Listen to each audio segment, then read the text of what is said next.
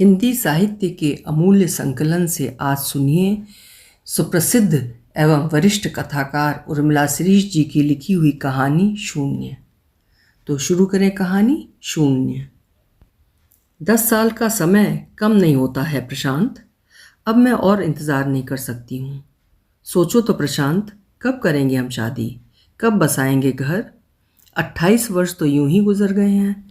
जिस बात का विरोध होना है उसका तो होगा ही, ये तय बात है।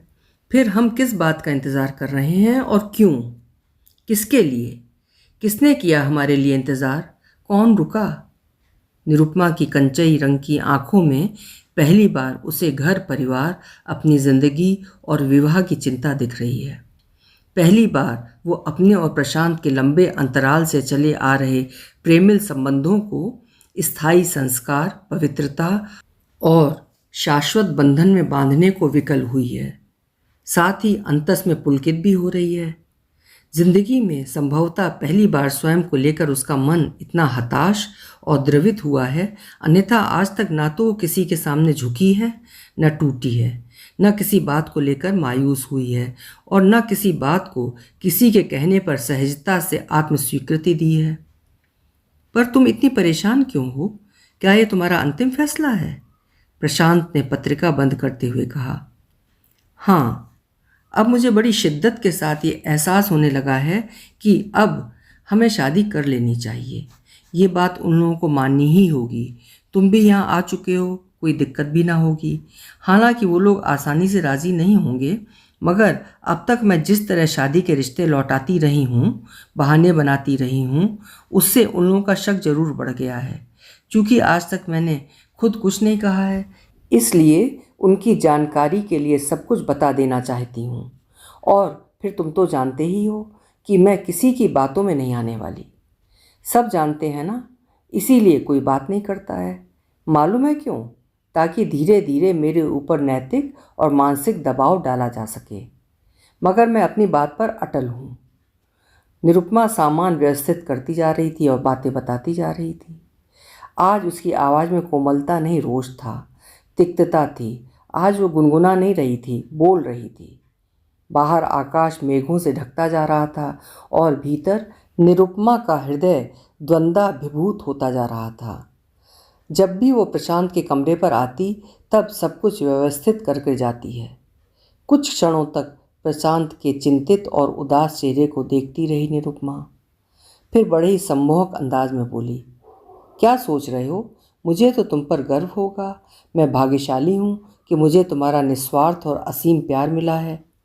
वो दिन मेरे जीवन का सबसे महान और सुखद दिन होगा जिस दिन मैं तुम्हारी पत्नी बनूंगी। मैं उन लड़कियों में से नहीं हूँ प्रशांत, जो प्यार के नाम पर रोती हैं, कलपती हैं और जहाँ दूसरा कोई मिला वहीं प्यार को भुला देती हैं। इतने वर्षों के दरमियान तुमने देखा होगा कि मैं अपनी बात से, भावना से और दृढ़ता से रंच मात्र भी डिगी नहीं हूँ। आज इस तरह की बातें क्यों कर रही हो? क्या हमको ये सब कहना पड़ेगा? नहीं, हमारा हृदय जानता है। प्रशांत ने तीसरी सिगरेट सुलगाई और लंबे लंबे कश लेने लगा। निरुपमा को अपनी बाह के घेरे में लेकर उसकी पीठ पर हाथ फेरते हुए वो बार बार कुछ कहने को उत्कंठित होता, पर बात जैसे धुएं की तरह उड़कर अनंत में विलीन हो जाती। जब मुझे ऐतराज़ नहीं है तो उन्हें क्यों होना चाहिए? वैसे मैं जानता हूँ कि मेरे घर वाले तुम्हें उपेक्षित नहीं करेंगे। वे जानते हैं कि हम प्यार करते हैं। छोटे भाई की शादी के पहले बहुत कहा था, पर मैं नहीं माना। इसीलिए तो वे लोग मुझे हृदयहीन समझते हैं। फिर भी तुम बात करके तो देखो, क्या वे लोग आना चाहेंगे? पर क्यों? वो विरोध नहीं करेंगे तो शादी में भी नहीं आएंगे। माना कि कड़ा जानलेवा विरोध हुआ तो जैसा कि तुम बता रहे थे, मेरे बारे में उन लोगों को तमाम तरह की गलतफहमियां हैं कि मैं इस तरह अकेली तुम्हारे पास आती हूँ, डिबेट कंपटीशन में लड़कों के साथ जाती थी, तेज़ स्वभाव की स्वच्छंद लड़की हूँ, वगैरह वगैरह। ऐसी लड़की को स्वीकारेंगे वे? इन्हीं बातों को लेकर यदि वे अस्वीकार कर देते हैं तो क्या तुम हार मान जाओगे? तुम्हारी माँ अड़ गई तो? जैसा कि तुम बता रहे थे कि वे इस शादी के सख्त खिलाफ हैं, आत्महत्या कर लेंगी और भी बातों की धमकी दे रही थी। मैं क्यों हार मानूंगा? आज कैसी बहकी बहकी बातें कर रही हो रानी? मेरे हारने का तो सवाल ही नहीं उठता है। मैंने तो तभी स्पष्ट मना कर दिया था। छोटे भाइयों से भी कह दिया था कि वे शादी कर लें, मेरे लिए ना रुकें। माँ भी अपनी जिद को लेकर अब ठंडी पड़ गई हैं। वे मूडी हैं। जब तुम जाओगी ना, तब देखना सारा गुस्सा भूल जाएंगी। अच्छा ये बताओ कि अपन शादी कब करें, कैसे करें, कहाँ से करें? तुम्हें मालूम तो है, बस वैसा ही करेंगे। तो अब खुश हो जाओ। तो ठीक है, मैं अभी जाकर उन सबको अपने निर्णय से अवगत कराए देती हूँ। चाचा तो बात करते नहीं हैं, मेरा चेहरा तक नहीं देखते हैं। क्या शादी की तारीख भी बता दूँ? हाँ, सभी कुछ। आज निरुपमा हंसी नहीं, एक बहुत बड़ी जिम्मेदारी का बोझ उसे अनवरत कचोट रहा था। उसका अछूता सौंदर्य, उसकी मधुर हंसी, उसकी जादुई मुस्कुराहट और पूरी नाक सिकोड़कर बात करने का अंदाज, उसके दूर तक सुनाई देने वाले ठहाके, उसकी जीवन शैली, सभी कुछ तो किसी उपन्यास की तेजस्वी नायिका जैसा लगता है। प्रशांत भी इन क्षणों में उसके सम्मोहन में डूबा एकटक उसे देखे जा रहा था। क्या देख रहे हो? यही कि जो पत्थर की मूरत के समान रूपवती है, उसके चरित्र में वैसी ही दृढ़ता भी है। प्रशांत ने उसके पलकों को चूमते हुए कहा। अच्छा चलूं, बाय बाय। जब निरुपमा सोचती है तो आश्चर्य के बादल उड़ने लगते हैं जहन में। दोनों की पहचान बरसों से है। बीएससी में दोनों एक ही कॉलेज में एक ही क्लास में पढ़ते थे। बीएससी करने के बाद प्रशांत बिजनेस मैनेजमेंट का कोर्स करने के लिए दिल्ली चला गया था और निरुपमा ने एमएससी में एडमिशन ले लिया था। एमएससी करने के तुरंत बाद ही निरुपमा को उसी कॉलेज में लेक्चरर की नौकरी मिल गई थी और तब तक प्रशांत ने एमबीए करने के बाद एक प्राइवेट कंपनी में सेल्स ऑफिसर की नौकरी कर ली थी। उन दिनों दोनों दीर्घ दीर्घ अंतरालों तक मिलते नहीं थे, पत्र भी नहीं डाल पाते थे, मगर कभी भी दोनों ने महसूस नहीं किया कि वे दोनों अलग हैं, दूर हैं, या उनकी अनुपस्थिति में उनके दरमियान कोई तीसरा आ सकता है।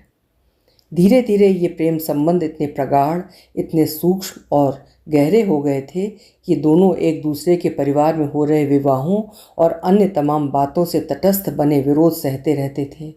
लेकिन इधर निरुपमा को बड़ी शिद्दत के साथ महसूस होने लगा था कि अब शादी कर लेनी चाहिए, क्योंकि परिवार ने उसे एकदम बहिष्कृत और तिरस्कृत कर दिया था। शादी के लिए भी उस पर तरह तरह के दबाव डाले जा रहे थे। निरुपमा ने घर जाते ही खामोशी ओढ़ ली, अन्यथा घर में सबसे ज़्यादा बातचीत चाची से वही करती थी या अपने में मस्त रहती थी। बहुत गंभीर स्थिति होने पर ही वो स्वयं को समेट पाती थी, वरना हल्के फुल्के दुख कोताही, दुख, तनाव, विरोध और परेशानियां तो वो यूं ही झेल लेती थी। चाची, मैं आपसे बहुत ज़रूरी बात करना चाहती हूँ। मैं जो कुछ कह रही हूँ उसे ध्यान से सुनिए। जैसा कि आप जानती ही हैं, मेरे और प्रशांत के बीच मित्रता थी, फिर प्रेम। अब हम लोगों ने तय किया है कि जल्दी से शादी कर लें। शादी प्रशांत से? उसी लड़के से? क्या बकती हो? जानती हो चाचा तुम्हारे लिए 2 बार लड़के तय कर चुके हैं। तुम्हें पता तो है ना, रामपुर वाला लड़का उन्हें ज़्यादा पसंद है। गाड़ी है, घर का मकान है, पोस्ट भी अच्छी है। उसके लिए तो सब तैयार हैं, लगभग तय है। अगले माह फलदान हो जाएगा और तुम हो कि ये बातें कर रही हो? मजाक छोड़कर अपनी पसंद बताओ। चाची का चेहरा फक रह गया। क्या चाहती है निरुपमा? इस लड़की को रोक सकेगा कोई? चाची, आपने उत्तर नहीं दिया। फालतू बातों का मेरे पास कोई जवाब नहीं है। माफ़ कीजिए चाची, इस वक्त मैं आपसे कोई फालतू बात नहीं कर रही हूँ। मैं बेहद संजीदा, नाजुक एवं महत्वपूर्ण मामले पर आपका निर्णय लेना चाहती हूँ। चूँकि मैं छुपकर कोई भी काम करना पसंद नहीं करती हूँ, अतः आपको बता देना मुनासिब समझा। क्या आपको नहीं लगता कि मेरी उम्र शादी लायक हो गई है और अब मुझे शादी कर लेनी चाहिए? ये सब चाचा की जिम्मेदारी है। चाचा तुमसे क्यों चिढ़े हुए हैं ये तुम जानती हो। कितने लड़के रिजेक्ट किए हैं तुमने। कब चाचा की बात रखी तुमने? 2 जगह हाँ कहकर भी बहाने बनाने पड़े उन्हें। कितना मान घटता है इससे, कभी सोचा है तुमने? जो भी हो, आप चाचा से जाकर कहिए कि हम लोग 28 जून को शादी कर रहे हैं। ये सब बातें आपको नागवार लग रही हैं, मगर इस मामले में मैं एकदम खुदगर्ज हूँ। निरुपमा, कैसी बातें कर रही हो? चाची तब भी अविश्वास भरी आवाज़ में बोली। चाची, मैं पूरे होशो हवास में बात कर रही हूँ। ये बात विचारणीय है, गंभीर है। मेरी ज़िंदगी की सबसे अहम बात है और जाहिर है कि मैं अब और इंतज़ार नहीं कर सकती। निरर्थक बातें भी नहीं करना चाहती हूँ आप लोगों से। पर वो लड़का अपनी जाति का नहीं है तो क्या हुआ? इस बात का मेरे लिए कोई महत्व नहीं है। मैं निराधार बातें व धारणाएं नहीं मानती। उच्च जाति का है, खानदानी है, इतना पढ़ा लिखा है, स्मार्ट है, और क्या चाहिए मुझे? सबसे बड़ी बात जो मेरी आत्मा से जुड़ी है वो ये कि मुझे बेइंतहा प्यार करते हैं प्रशांत। बेइंतहा प्यार? तुम्हें या तुम्हारी नौकरी को, तुम्हारे परिवार को या स्तर को? आजकल कौन पूछता है ऐसे सामान्य नौकरी पेशा लड़के को? तुम इतनी अच्छी नौकरी में हो, सुंदर हो, हर तरह से उससे आगे हो, फिर क्यों ना करेगा प्यार? अपने सारे रिश्तेदार आईएएस हैं, समृद्ध हैं, और तुम हो कि मामूली नौकरी पेशा आदमी के पीछे पड़ी हो। भूखों मरोगी। आज तक एक गिलास पानी भरकर तो पिया नहीं, अब रह सकोगी अभावों में? जानती हो घर कैसे चलता है? चाची तिल मिलाकर बोली।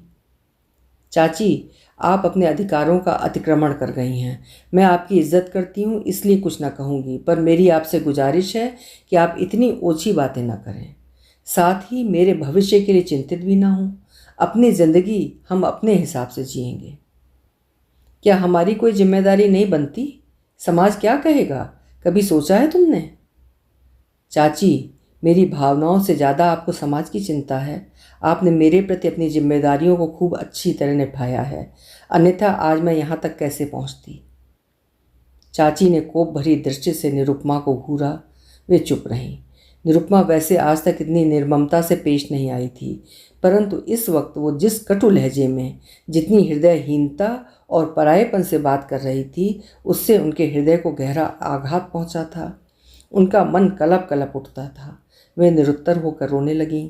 थोड़ी देर पश्चात सहज होकर स्वयं ही बोली, तो क्या करना ही है? जी, निरुपमा ने अविचल भाव से कहा। वो जानती थी कि शादी के नाम पर गजब का हंगामा होगा। वैसे भी इन संबंधों को लेकर सब उससे चिढ़ते हैं। माँ कुछ बोल नहीं पाती हैं। वो प्रायः हर मामले में पीछे हट जाती हैं, क्योंकि चाचा चाची उन्हें बेहद सम्मान देते हैं। उनके 5 बच्चों का पालन पोषण इन्हीं दोनों ने किया है, इसीलिए माँ कुछ नहीं बोलती हैं। चाची ने पहले तो निरुपमा की माँ से कहना चाहा, पर जानती हैं कि वे कुछ ना कर सकेंगी, इसलिए सीधे पति के कमरे में गईं। पति से स्पष्ट बात करने में वे संकोच ही करती हैं, जिस पर इस बात का तनाव उन पर छाया था। पहले से ही चिढ़े नाराज पति ये बात सुनकर क्रोधित होकर कुछ गलत न कर बैठें, यही कुशंका उन्हें भयभीत किए दे रही थी। वे कमरे में गईं और कुछ क्षणों तक खड़ी रहीं। कुछ कहने की हिम्मत ही न पड़ी, सो लौट आईं। निरुपमा ने पलकें उठाकर एकटक उनकी ओर देखा, मानो कह रही हो डरपोक। दूसरी बार गईं तो पति का गंभीर चेहरा देखकर सहम गईं, इसलिए अखबार उठाकर चली आईं। निरुपमा ने फिर देखा, कठोर दृष्टि से जैसे कह रही हो, कहकर ही आओ। तीसरी बार उनकी हिम्मत बंधी। पहले धीमे धीमे, फिर शनय शनय उग्र तथा तेज आवाज़ें निरुपमा सुनती रही। चाचा गुस्से में चीख रहे थे और चाची चुप थीं। बेचारी चाची, कातर दयनीय भारतीय नारी। निरुपमा को हंसी आ गई। कितना भीरू होता है पत्नी नाम का प्राणी। वो पागल है, नादान है, तो क्या तुम भी नादान हो? उस लड़के का अपना क्या कैरियर है? पिता के पास पैसा है तो क्या हुआ? कितना देती है वो प्राइवेट कंपनी? मर जाएगी भूखों। सारी इच्छाएं धरी रह जाएंगी। आज तक किसी ने जाति से तो क्या समाज से बाहर शादी नहीं की। वो कुछ भी सुनने और मानने को तैयार नहीं है। तो इसका मतलब ये तो नहीं कि इतने बड़े फैसले पर वो पूरे परिवार की अवहेलना कर दे, हमारी बात ही ना माने। फिर निरुपमा ने सुना, चाचा की आवाज़ धीमी पड़ती जा रही है। एक हताश और पराजित आवाज़ जिसमें खींच और घृणा थी, गहरा संताप और अपमान की चोट थी। तुम्हें सोचना चाहिए था, सब कुछ जानते तो थे, एक दिन तो ये होना ही था। बेकार की बात मत करो। मैंने कितने लड़के देखे पर हर एक के लिए मना करती रही। मेरी बात मानी? चाचा एकाएक चुप हो गए। तो क्यों सोचते हो कि अब बात मानेगी वो? मुझे गोली दे जाओ, दर्द होने लगा है। चाचा हृदय के रोगी हैं, कहीं उनका दर्द ज़्यादा बढ़ गया तो? चाची उसके सामने से चेहरा नीचे करके निकल गईं। निरुपमा ने उस रोज़ न खाना खाया, न नहाई, न धोई, बस पड़ी रही यूं ही। हे भगवान, चाचा को ठीक रखना। मेरे लिए वे कुछ ना करें पर औरों के लिए तो वही हैं। जहाँ जहाँ लड़कों की बात चली वहाँ वहाँ चाचा ने फ़ोन लगाकर बात की, दोनों भाइयों को बुलवाया। वे दोनों हर तरह से समझाने लगे। ज़िंदगी की विषम से विषमता परिस्थितियों से जूझती, हारती, टूटती, जिल्लत भरी जिंदगियों के बारे में बताते रहे। कभी प्यार से, आत्मीयता से समझाते तो कभी बुरी तरह लांछित कर देते और कभी वितृष्णा से मुंह फेर लेते। अभी नशा चढ़ा है, जब टेम्पो में जाओगी, थोड़े से पैसों से घर चलाओगी तब पता चलेगा। एक एक पैसे को तरसोगी, भूखों मरोगी। वो क्या कमाएगा? होशियार होता तो देता नहीं कोई कोई परीक्षा, बनना जाता ऑफिसर। वो तो इसीलिए तुम्हारे पीछे पड़ा है कि तुम हर तरह से उससे श्रेष्ठ हो। निरुपमा एक एक बात काट देती या फिर किसी बात का जवाब ही ना देती। उसके चारों तरफ इसी तरह की बातों का कुहासा छाता जा रहा था और वो थी कि इस कुहासे को दूर करने की नाकाम कोशिश कर रही थी। चाचा ने छुट्टी की एप्लीकेशन भिजवा दी थी। सबने उसे घेर लिया था अपने अपने ढंग से। हर वक्त उसके आसपास एक पहरेदार लगा रहता, जिसके मुंह में जो आता वही बोल देता। साले में 4 जूते लगाओ और भगा दो, चाचा तैश में आकर उसे सुनाते। नहीं, अगर किसी ने भी प्रशांत को इतने ऊंचे स्तर पर आकर परेशान किया या अपमानित करके मानसिक यातना पहुंचाई तो मुझसे बुरा कोई नहीं होगा। मैं वयस्क हूँ, मुझे शादी करने का अधिकार है और यदि अब किसी ने भी मेरे साथ ज्यादती की तो मैं शिकायत कर दूंगी। मैं टूट कर टुकड़े टुकड़े हो जाऊंगी मगर झुकूंगी नहीं। निरुपमा ने यह बात इतनी दृढ़ता से कही कि सब चुप हो गए। क्या समझते हैं ये सब? मैं इतनी कमज़ोर नहीं हूँ, न मेरा प्यार इतना कमज़ोर है कि आसानी से इतने से विरोध से और अवहेलनाओं से टूट बिखर जाए। प्रशांत को ये कितना ही छोटा और गलत समझे, मेरी नज़रों में वो कितना ऊंचा, आत्मनिष्ठ और निस्वार्थ है। प्रशांत का प्यार एक प्रकाश पुंज है, अलौकिक लौ है, अभेद्य और अनंत है, अनाविल है। उसे कोई मैला नहीं कर सकता है। मैं आजन्म कुंवारी रह जाऊंगी मगर किसी और से शादी हरगिज नहीं करूंगी। मेरे प्यार का अंत कदापि ना होगा। मैं जीवन पर्यंत इस एहसास और अनुभूतियों को लेकर जिंदा रह लूंगी। इस दरमियान निरुपमा को समझाने के लिए मामा आए, फूफा आए। निरुपमा जिन जिन को मानती थी उन्हें बुलाया गया, मगर निरुपमा शांत तथा अडिग बनी रही। शांत भाव से सबकी बातें सुनती और आखिर में 2 टूक जवाब दे देती। देखिए, मैं आपकी बहुत कद्र करती हूँ, पर मैंने जो फैसला लिया है उसे मैं कतई नहीं बदलूंगी। आप लोगों के लिए जैसे खानदान का, जाति का, अपने मान सम्मान और स्टेटस का महत्व है, वैसे ही मुझे भी अपने जीवन का, अपने कैरियर का, अपने प्यार का और प्रशांत का ख्याल है, प्रिय है। अतः आप मुझे समझाने में अपना वक्त जाया न करें। मैं बहुत स्पष्टवादी और आत्म केंद्रित लड़की हूँ। मेरा दृष्टिकोण भी साफ साफ रहता है। किसी के कहने मात्र से मैं बदल जाऊं ये संभव नहीं। हाय, कितनी कठोर और निर्लज्ज लड़की है, सबके मुंह से यही निकलता। फिर जैसे सबने अपने को दूर कर लिया था। और इधर प्रशांत कॉलेज के चक्कर पर चक्कर लगा रहा था। क्या हुआ? छुट्टी पर क्यों है? क्या निरुपमा हार मान गई? क्या हमारा विवाह नहीं हो सकेगा? क्या करूं मैं? वो रात रात भर सो नहीं पाता। ग्रीष्म की उजली उजली रातें उसके तन के साथ मन को भी झुलसा रही थीं। वो घंटों बैठा बैठा सिगरेट फूंकता रहता या सुनसान सड़कों पर घूमता रहता। आसपास की सघन नीरवता उसको और ज़्यादा परेशान करने लगती। मन में वीरानगी और आत्मा में हताशा बढ़ती जा रही थी। सुबह 8 बजे से दोपहर 1-2 बजे तक वो कॉलेज के आसपास घूमता रहता। क्या पता निरुपमा कब आए और कब चली जाए। अवसाद और घुटन से भरा हृदय भिन्न भिन्न प्रकार की आशंकाओं से दंशित मन छटपटाता रहता। कहीं निरुपमा ने मना कर दिया तो? नहीं, निरुपमा मना नहीं कर सकती। तो फिर बात क्या है? प्रशांत यूं भटक रहा था, निराशा और व्यथा में डूब उतरा रहा था कि 27 जून की सुबह एक लड़का स्लिप छोड़ गया। प्रशांत, मैं कल सुबह आ रही हूँ वंदना के घर, तुम सारा इंतज़ाम कर लेना। हम आर्य समाज मंदिर में शादी करेंगे, थोड़ा सा सावधान भी रहना। 28 की सुबह निरुपमा ने अपना पर्स, अपना बैग, किताबें और कपड़े रखे और ऑटो मंगवा लिया। सोच लो एक बार और, क्या कर रही हो और इसका परिणाम क्या निकलेगा। मुझे परिणाम की चिंता नहीं है, मुझे रोकने की कोशिश करना व्यर्थ है। यदि आप लोग ऐसा सोचते हैं कि मैं कमज़ोर लड़की हूँ, मैं झुक जाऊँगी पैसे के बल पर, सुविधाओं के मोह से, तो ये आपकी गलतफहमी है। हम लोग ज़िंदगी भर तुम्हारा मुंह नहीं देखेंगे। मत देखिए। आज के बाद हमारा तुम्हारा कोई संबंध नहीं है। ठीक है, मुझे कोई अफसोस नहीं है संबंध विच्छेद होने का। वंदना के घर प्रशांत तड़के ही पहुंच गया था। वहीं से 5-7 लोग आर्य समाज मंदिर जा पहुंचे। प्रशांत के दोस्तों ने सारा इंतजाम कर लिया था। निरुपमा की घनिष्ठ सहेली की दीदी ने दुल्हन की साड़ी लाकर दी, उसका श्रृंगार किया और कन्यादान भी किया। जेवरों के नाम पर गले में एक माला थी और फूलों के हार। स्वागत कोल्ड ड्रिंक से किया गया। कोई नहीं आया घर से, लेकिन इसके बावजूद भी निरुपमा बेहद बेहद खुश थी। प्रफुल्लता उसके मन को विभोर किए दे रही थी। उसका रोम रोम पुलकित हो रहा था। पत्नी के रूप में वो स्वयं को बहुत गौरवान्वित महसूस कर रही थी। शादी के बाद दोनों प्रशांत के कमरे पर आ पहुँचे। देर तक वे आलिंगनबद्ध एक दूसरे को चूमते रहे और खुशी से रोते रहे। प्रशांत, बहुत भूख लग रही है, लग रहा है गोया महीनों से भूखी हूँ। क्या तुम कल्पना कर सकते हो कि ये 15 दिन मैंने कितनी चिंता, भयानक तनाव और जानलेवा बेचैनी में व्यतीत किए हैं। लगता था कहीं मैं टूट ना जाऊं, मगर नहीं तोड़ सका मुझे कोई। किसी की बातें, दबाव, भय, क्रोध और लालच, वो घुटन। हाँ, चलो खाना खाने चलते हैं। नहीं, अभी नहीं। तुमको मारने पीटने की धमकी दे रहे थे, क्या पता अपमानित ही करवा दें। ओह, अब डरने की क्या बात है। हम पति पत्नी हैं। पहले तो कुछ सूझ ही नहीं रहा था कि करना क्या चाहिए। एक बेचैन इंतज़ार और दुश्चिंता ने दिमाग को बेहाल कर दिया था। चलो अपन आज ही निकल चलते हैं। पापा का 3 बार फ़ोन आ चुका है। वे पूरी तरह से खुश और सहमत ना होने पर भी हमारा इंतज़ार कर रहे हैं, उत्सुक हैं। उसी वक्त दोनों उज्जैन के लिए रवाना हो गए। घर हल्का सा सजा था। खास लोगों को निमंत्रित किया गया था।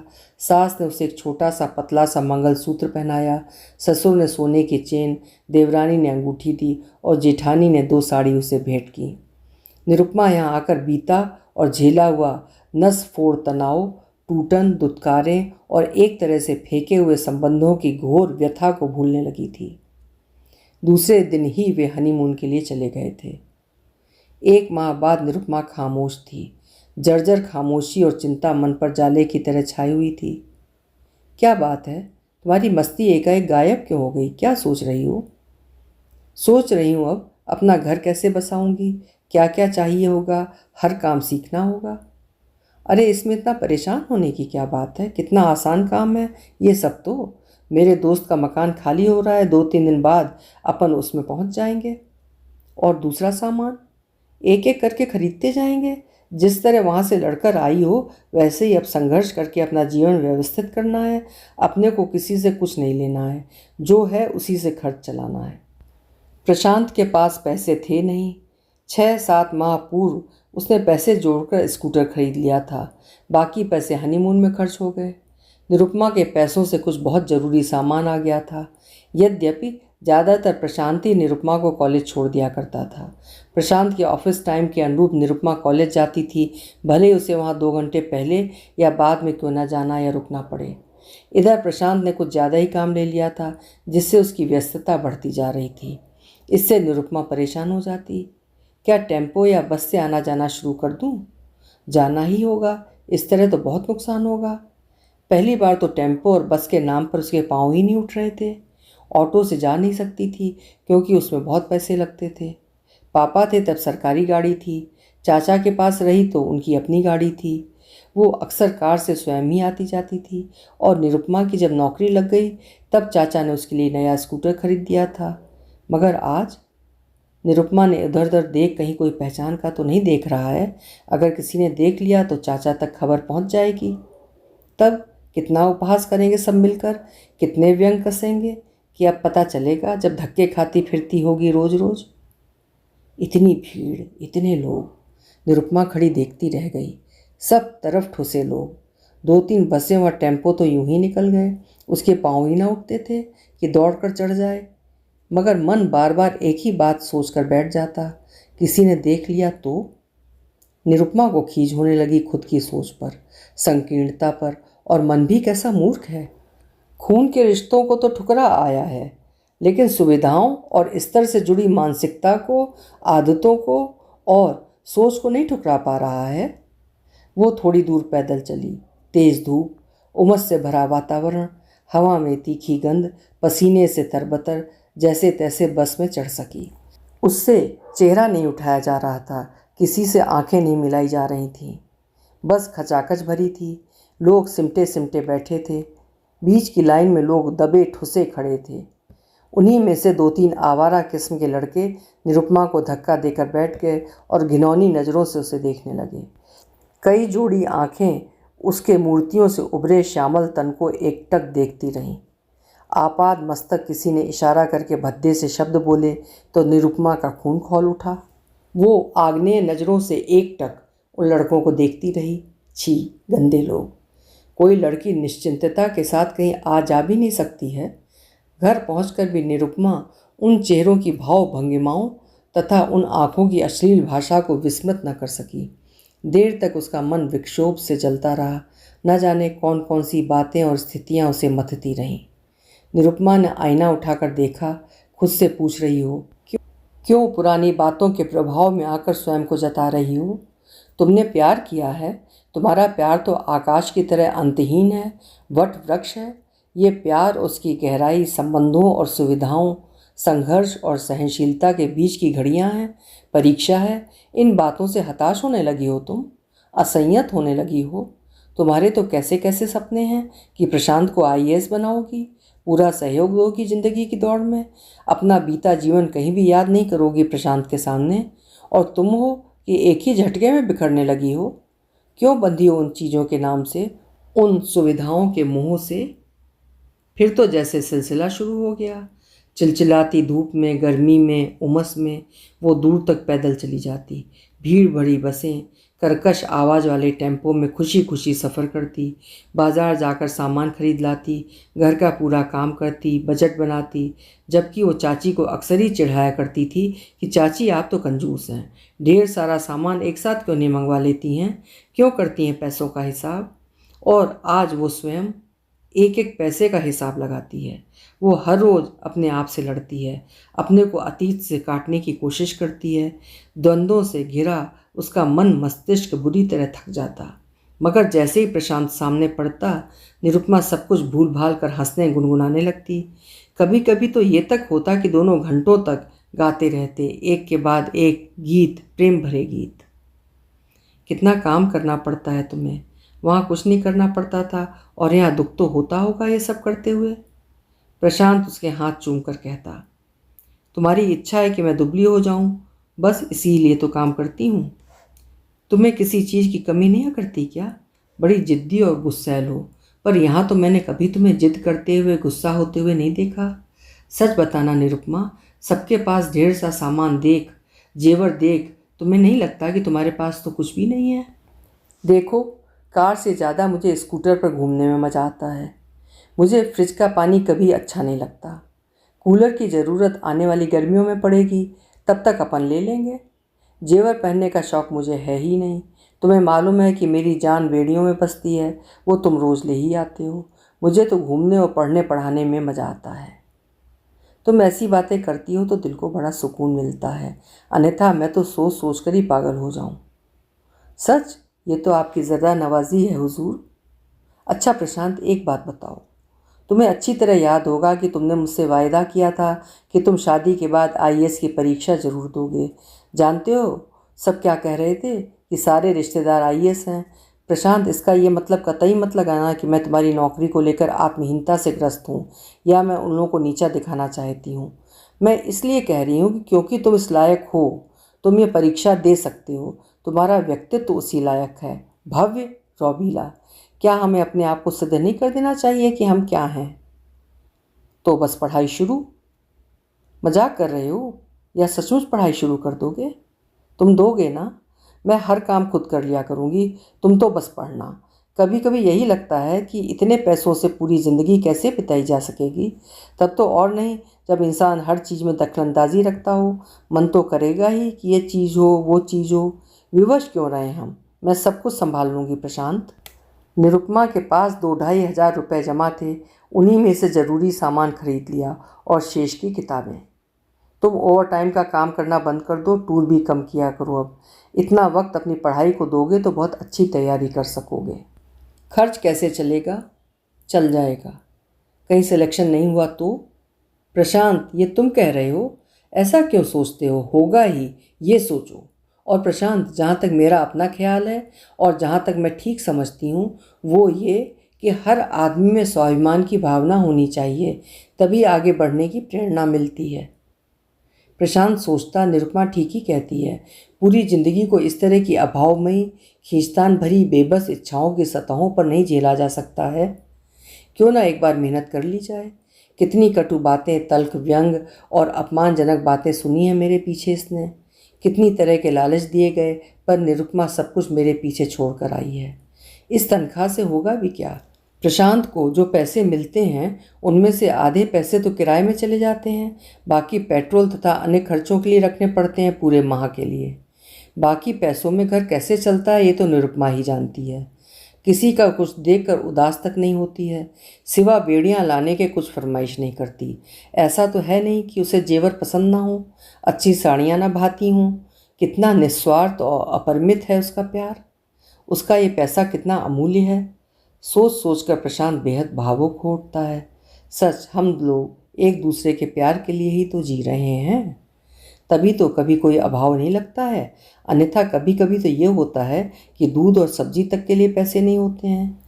हल्की फुल्की तबीयत खराब होने पर भी ना तो वे छुट्टी लेते, ना मायूस होते, बल्कि हमेशा चुस्त दुरुस्त, हंसते मुस्कुराते रहते और जहाँ भी जाते ठहाके लगाकर मीठी मधुर बातें करके सामने वालों को एहसास करा देते कि हमसे ज़्यादा खुश तथा सुखी कोई नहीं है। प्रशांत जब कभी बहुत थका हारा आता, उससे पढ़ते नहीं बनता, तब वे दोनों देर तक तालाब के किनारे या किसी एकांत रमणीय स्थान पर देर तक बैठे रहते, जहाँ उनका प्यार और जिंदगी एकाकार होकर नई नई कल्पनाओं में खो जाता। झिलमिलाती रोशनी की झालरें सारे शहर को अपनी बाहों में भरकर चूम रही होती। रात की वो मदहोश सुनसान संगीत में नीरवता, पानी की छपक छप स्वर लहरियाँ उन्हें अपने उन्मादन में मगन करती जाती। पढ़ना है ना, चलो उठो। निरुपमा सुबह 4 बजे का अलार्म लगाती। तब उसे कितनी ही गहरी नींद क्यों ना आ रही हो, बदन थकान से चूर चूर क्यों ना हो रहा हो, फिर भी वो उठती, प्रशांत को जगाती, चाय बनाती, स्वयं साथ में जागती, पढ़ती या प्रशांत से प्रश्न पूछती, डिस्कशन करती। मुझको लेकर इतनी महत्वाकांक्षी क्यों हो? जाहिर है क्यों हूँ। क्या क्या चाहती हो मुझसे? तुम्हारा प्यार। मगर प्रशांत, एक खूबसूरत और अच्छी ज़िंदगी के लिए कड़ी मशक्क़त करनी पड़ेगी हमें। समाज में इज्जत पाने के लिए बहुत कुछ खोना होता है। हम दोनों तो पढ़े लिखे हैं, ज़िंदगी की बुनियादी ज़रूरतों के बारे में बखूबी जानते हैं। ये तो कोई बात नहीं हुई कि अगर मौजूदा वक्त में हमारे पास पैसे नहीं हैं तो हम पैसों को बेमूल्य समझें, अपनी इच्छाओं को लेकर घुटते रहें। मुझे बार बार यही एहसास होता है कि क्यों न ज़िंदगी को उसकी संपूर्णता के साथ जिया जाए। मैं यद्यपि धन को कमजोरी नहीं बनाना चाहती हूँ, पर प्रशांत, धन के बिना होता भी क्या है? जब कोई कहता है कि हमें पैसे या पैसे वालों से घृणा है तो मुझे हंसी आती है। मैं तुम्हें बहुत बहुत आगे और ऊंचा देखना चाहती हूँ। मैं कभी नहीं भूल सकती वो तंज, वे बातें। मैं उन सबको जवाब देना चाहती हूँ कि देखो, जिसे तुम साधारण समझते थे वो कितना असाधारण है। वे क्या समझ सकते हैं मेरे मन की स्थिति को? मुझे ये सोचकर गर्व होता है कि तुम मेरे पति हो। कितनी भाग्यशाली हूँ मैं। तुम्हारा खुद को लेकर जो आत्मविश्वास है वही तो सबसे बड़ी भावना है। प्रशांत, मुझे कितना कितना सुख मिलता है तुम्हारे सामीप्य में। कभी कभी जब निरुपमा अकस्मात खामोश हो जाती और उसकी सपनीली आंखों में उदासी के भाव उतर आते तो प्रशांत का दिल बैठने लगता। पता नहीं क्या बात है, किसी ने कुछ कह तो नहीं दिया है, किसी चीज़ की कमी महसूस तो नहीं कर रही है। उस शाम भी ऐसा ही हुआ।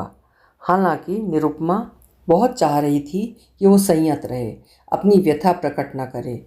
जी कर रहा था चुपचाप एकांत में बैठी रहे। प्रशांत ने उदासी ताड़ ही ली। क्या बात है? कुछ भी तो नहीं। तुम चुप क्यों हो? जानती हो तुम्हारी चुप्पी, खामोशी और उदासी मुझे कितना विचलित कर देती है। मैं नहीं चाहती कि तुम्हारी पढ़ाई डिस्टर्ब हो, पर कभी कभी सोचती हूँ कि तुम्ही को ना बताऊँ तो किसे बताऊँ, किसके सामने जाकर अपना जी हल्का करूँ। कौन है मेरा तुम्हारे सिवा? बात क्या है, आज इतनी व्यथित क्यों हो? आज कॉलेज में मेरी बहन आई थी, बता रही थी कि अम्मा मुझसे मिलना चाहती हैं, पर चाचा ने सख्त मना कर दिया है। उन्हें बड़ा दुख है कि मैं इस तरह आती जाती हूँ। मुझे कुछ देना चाहती थी पर चाचा के डर के मारे ना दे सकी थी। वही सोने के कंगन बहन के हाथों भिजवाए थे पर मैंने वापस कर दिए, मिलने से भी मना कर दिया। क्यों? क्यों? अब कैसा मिलना और क्यों? मेरे लिए इतना सा विरोध भी नहीं कर सह सकती थी कि मुझे आशीष ही देने आ जाती। माना कि अम्मा उन्हीं पर निर्भर हैं तो क्या इतना भी नहीं कर सकती थी? मैं जानती थी वे संबंध तोड़ लेंगे, इसीलिए मैंने भी मूड बना लिया था। मैं अपनी बात से हरगिज़ नहीं हटूंगी। कई लोग मुझे सीख देते हैं कि मैं चाची के पास जाऊं, चाचा से माफ़ी मांग लूं, संबंध सुधारूं। पर क्यों? क्यों सुधारूं मैं संबंध? इतनी नाराज़गी भी ठीक नहीं है निरुपमा। तुम मत जाओ, मगर कोई आता है तो ठीक से व्यवहार करो। पर क्यों प्रशांत?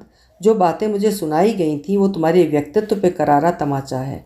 मैं इतनी गैरतहीन नहीं हूँ। देखो प्रशांत, अब तुम कम समय का काम ले लो। इस तरह नहीं पढ़ सकोगे। ईश्वर तुम्हें कामयाब कर दे तो मेरा सारा तनाव दूर हो जाएगा। कितना बड़ा सपना है मेरा तुमको लेकर। तुम अकेले कितनी मेहनत करोगी? तुम भी तो मेहनत करते हो। अच्छा सच सच बताना, तुम्हारा बच्चे के लिए मन नहीं करता क्या? नहीं, मुझे बच्चों का जरा भी शौक़ नहीं है और फिलहाल 2-3 साल तो बच्चा होना ही नहीं चाहिए। मैं तुम्हें और तुम्हारे प्यार को किसी के बीच शेयर नहीं करना चाहती।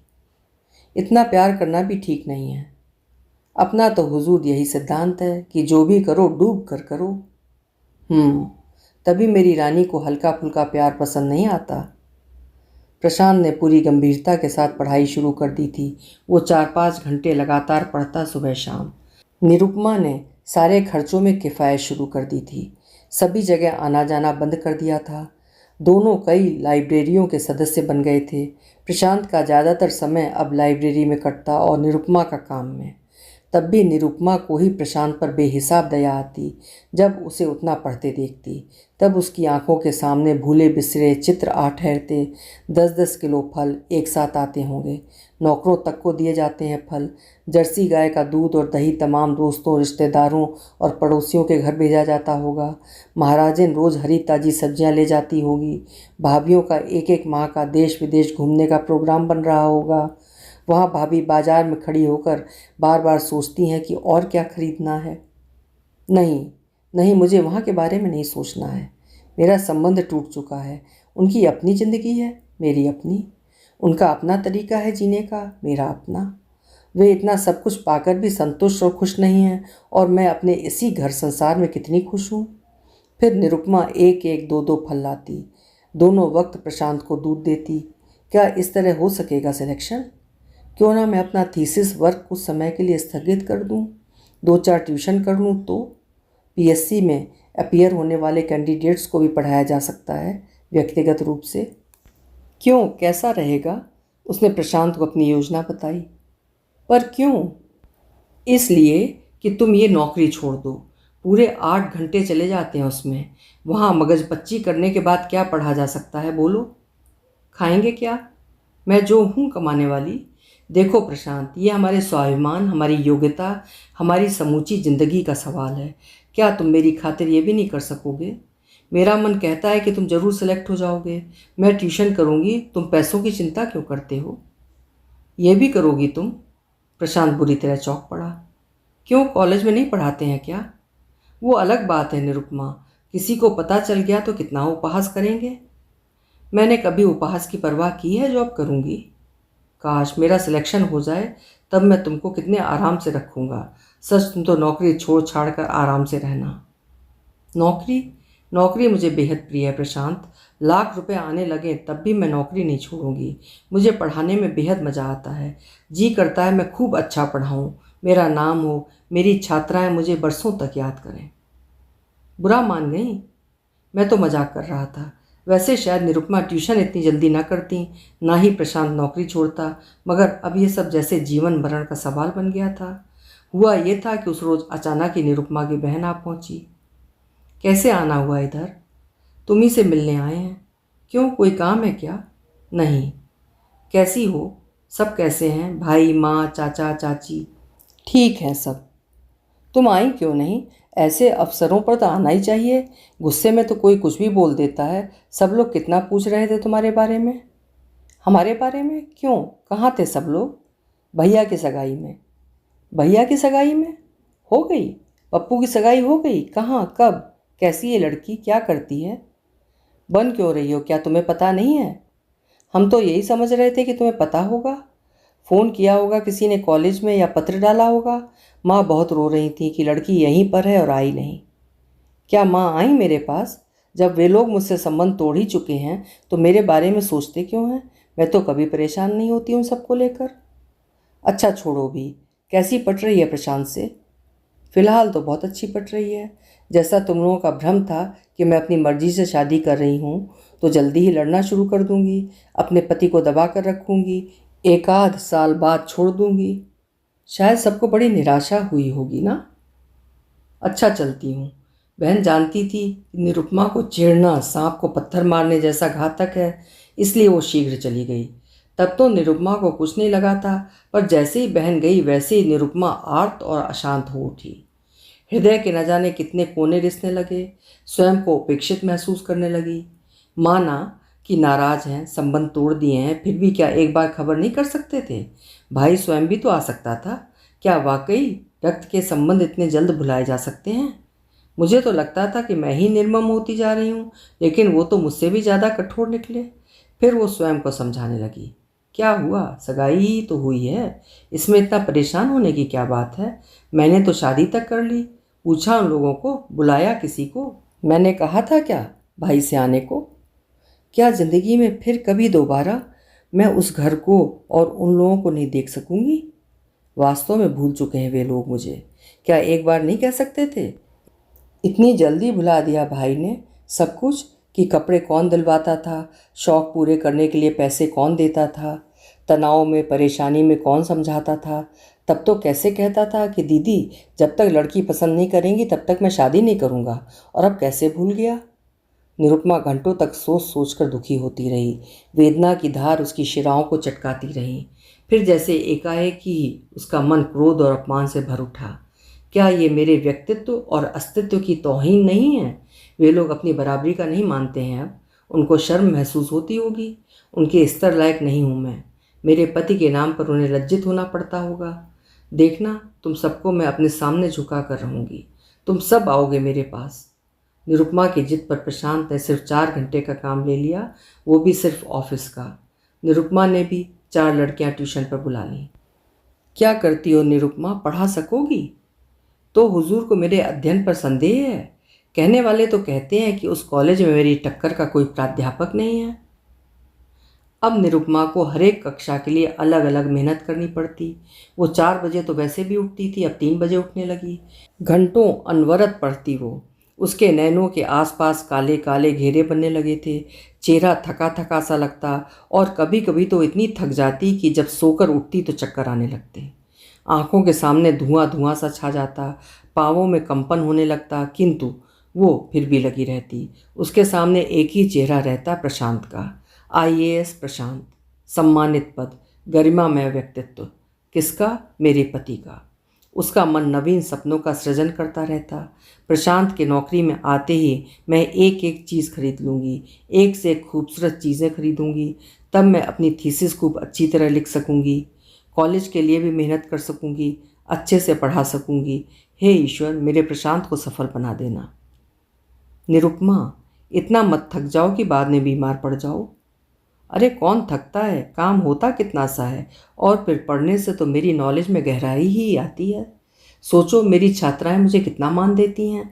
मैं अपने ऊपर गरूर नहीं कर रही हूँ, पर जब देखती हूँ कि सारा क्लास एकटक मेरे चेहरे को देख रहा है, मुझे सुन रहा है, मैं धारा प्रवाह बोले जा रही हूँ, तब जो आत्मसंतोष मिलता है उसे मैं बयान नहीं कर सकती। बचपन से मैं यही सोचती थी कि मैं पढ़ाऊंगी, क्योंकि जो टीचर बहुत अच्छा पढ़ाती है, अपनी स्टूडेंट्स को चाहती हैं, उनको स्टूडेंट्स हमेशा बड़े आदर के साथ याद करते हैं। मैं चाहती हूँ कि तुम्हारी पत्नी भी वैसी ही टीचर बने। तुम्हारी मेहनत का एक एक पैसा कितना अमूल्य है। मेरे पीछे तुमने अपना सब कुछ त्याग दिया है, घूमना फिरना, खरीद फरोख्त, थीसिस, वर्क। किसकी पत्नी होगी ऐसी? सब कुछ त्याग कर तुम्हारा प्यार जो मिला है, तुम जो मिले हो प्रशांत। हमारा तुम्हारा क्या रहा, सब एकात्म हो चुका है। सारी उम्र तो पड़ी है ये सब करने को। एक दिन वो आएगा जब तुम्हारे तमाम सपने पूरे हो जाएंगे। वक्त गुजरता जा रहा था रफ्ता रफ्ता। प्रशांत तल्लीनता के साथ पढ़ रहा था। निरुपमा उसके आगे पीछे लगी रहती। परीक्षा के दिनों में तो घंटों साथ में बैठी रहती, प्रश्न पूछती, याद करवाती। प्रारंभिक परीक्षा जब हो गई और पेपर उम्मीद से भी ज़्यादा अच्छे गए, तब निरुपमा का एक एक दिन सप्ताह व्यग्रता से कटने लगा। और फिर रिजल्ट आ गया। देखा, प्रशांत का सिलेक्शन हो गया है। देखो देखो प्रशांत। निरुपमा खुशी के मारे उछल पड़ी। देर तक उसकी आंखों में खुशी के अश्रु प्रवाहित होते रहे। देखो, मैंने कहा था ना, ईश्वरीय शक्ति मेरे साथ रहती है प्रशांत।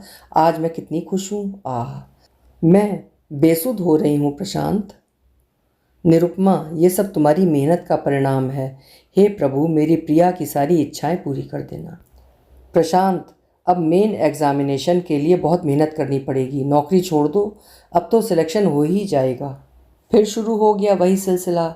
वैसे ही जागना, काम करना, पढ़ना, उतनी ही मेहनत, उतनी ही कठिनाइयाँ, उतनी ही थकान, टूटन। मगर अब निरुपमा सब खुशी खुशी झेल लेती, गोया देह में शक्ति का अजस्र स्रोत बूंद बूंद टपकता रहता हो।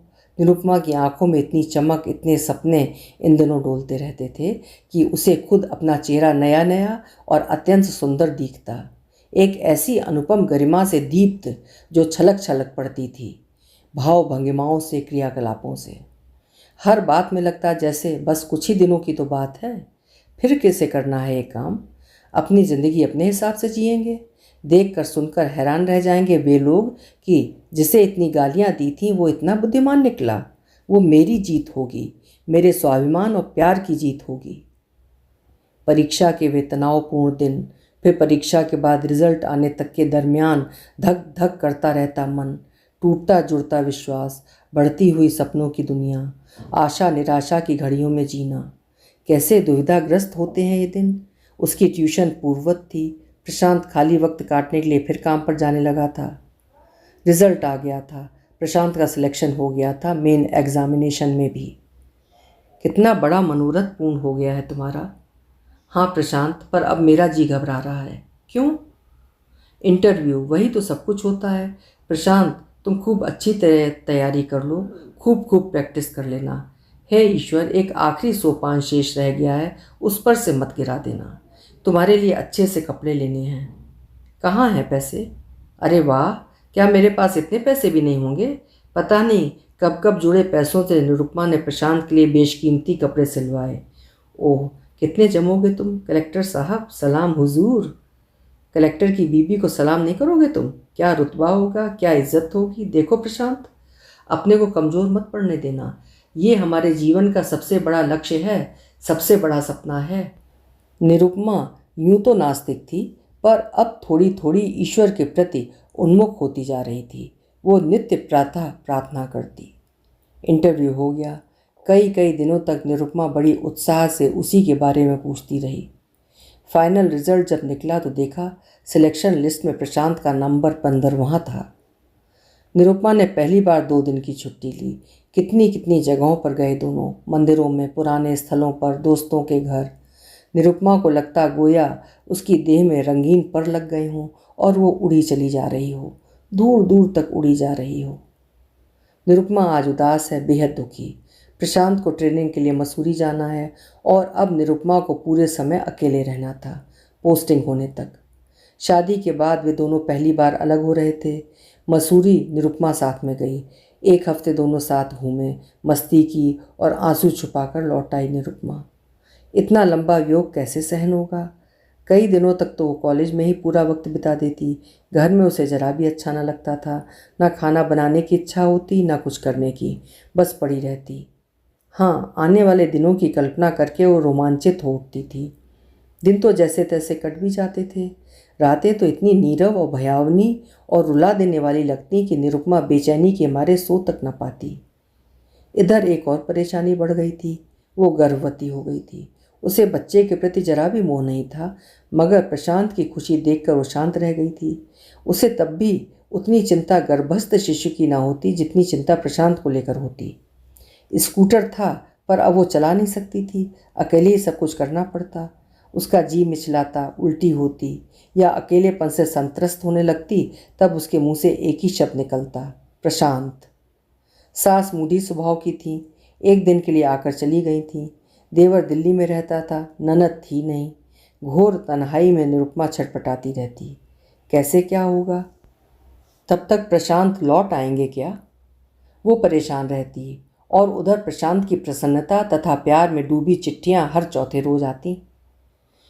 पोस्टिंग हुए 6 माह हो गए थे। सब कुछ व्यवस्थित हो गया था। निरुपमा की सारी अभिलाषाएं पूर्ण हो गई थीं। प्यारी सी बिटिया हो गई थी। नौकर चाकर थे, बड़ा बंगला था, गाड़ियां थीं। कितनी इज्जत है उसकी। सब हसरत भरी निगाहों से देखते हैं उसे। इस पद को पाने के लिए, प्रशांत को यहाँ तक पहुँचाने के लिए कितनी लंबी संघर्ष यात्रा से होकर गुजरना पड़ा था निरुपमा को। निरुपमा खुश थी कि उसे पढ़ाने के लिए, लेक्चर तैयार करने के लिए मन माफिक समय मिलने लगा था। हालांकि प्रशांत जब से नौकरी में आया था तब से निरुपमा ने अपनी तनख्वाह नहीं निकाली थी।